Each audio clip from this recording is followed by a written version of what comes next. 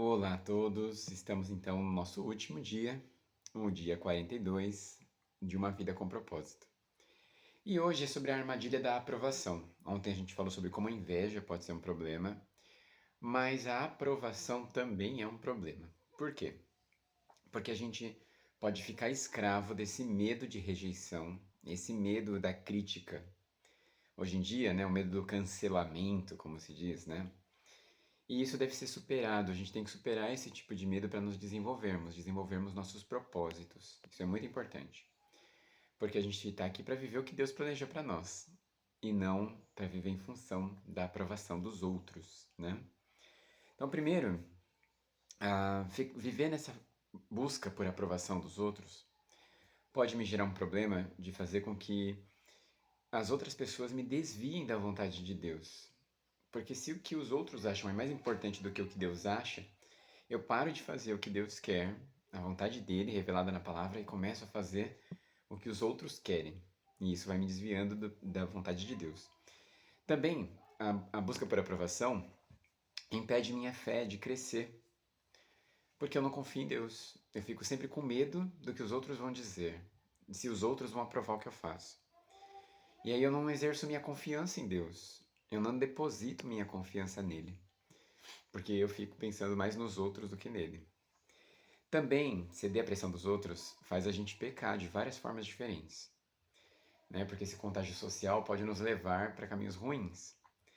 Então, por pressão, muitas pessoas na Bíblia fizeram coisas muito ruins, certo? A gente tem Abraão que acabou tendo um filho com a concubina dele por pressão, por exemplo.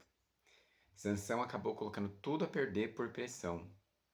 Então, essas pressões de fora, essa necessidade de aprovação pode fazer a gente fazer coisas muito ruins, coisas erradas mesmo. E a busca por aprovação também leva para a hipocrisia.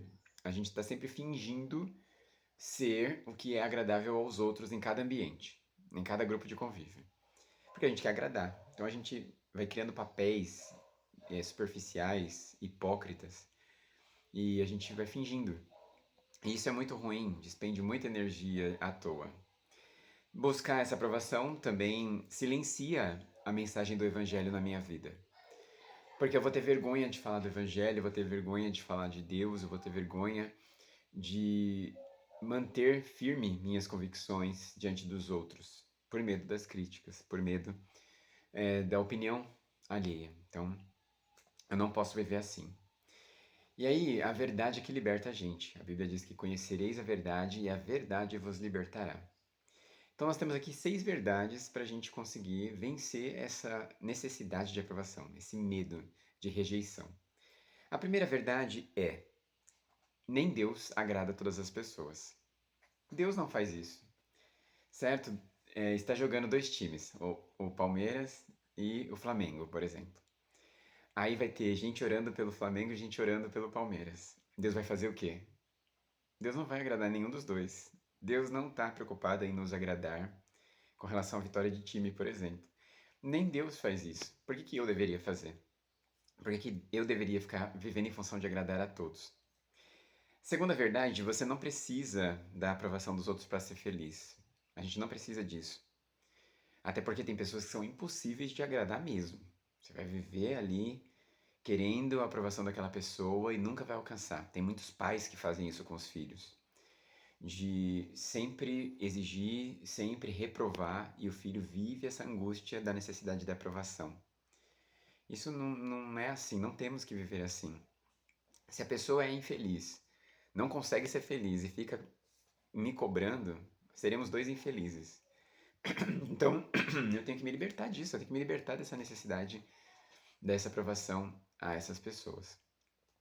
Você não precisa da aprovação dessas pessoas para ser feliz. Você é feliz porque é fiel às suas convicções, fiel a Deus e vive o projeto de Deus para sua vida. É isso, é sobre isso. A terceira verdade é que o que mais importa hoje pode não importar amanhã. Então hoje a opinião das pessoas são uma. Não, porque isso é o mais importante. Quem não faz isso hoje, nossa, aí as coisas mudam, as modas mudam, tudo muda. Nossa, você ainda não. Ó, ano passado, por exemplo, Você ainda não experimentou o morango do amor? Foi uma febre. Ninguém nem lembra que isso existe hoje em dia, né? Então, a opinião das pessoas muda muito, né? A ênfase que elas dão a certas coisas muda bastante. O que tem que me nortear não é essas opiniões temporárias, esses valores temporários, mas o padrão eterno de Deus. Ele tem que me nortear. É isso que tem que guiar a minha vida. Então, o que é importante hoje para as pessoas pode não ser amanhã. E aí você está querendo sempre viver em função dessa expectativa que muda todo o tempo.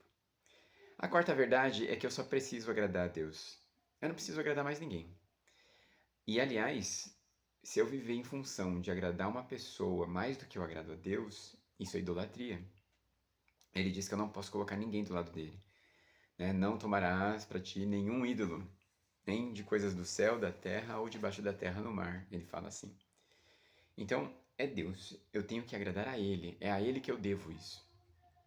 É claro, eu vou amar as pessoas. O que eu causo nas pessoas é muito importante. Eu me preocupo com o efeito das minhas decisões sobre a vida dos outros, mas eu não vivo em função de agradar os outros. É isso, né? Quinta verdade, prestaremos contas a Deus. Isso é o mais importante, né? Nós prestaremos contas a Deus e a mais ninguém. Nós não podemos nos envergonhar dele. Ele diz que aquele que se envergonha dele, ele também se envergonhará no céu. Quer dizer, ele vai falar que não nos conhece. Está assim no texto bíblico, né?